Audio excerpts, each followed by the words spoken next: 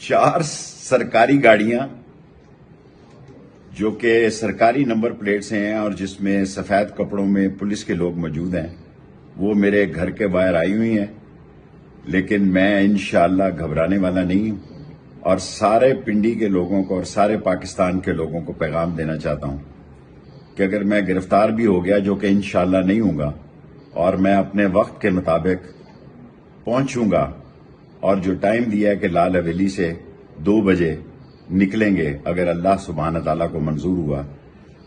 انشاءاللہ تعالیٰ اللہ کامیابی دے گا،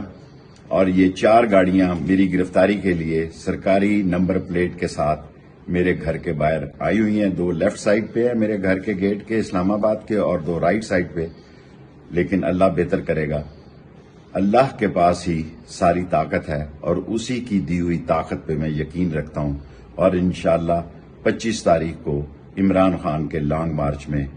راول پنڈی کے ساتھ پہنچوں گا۔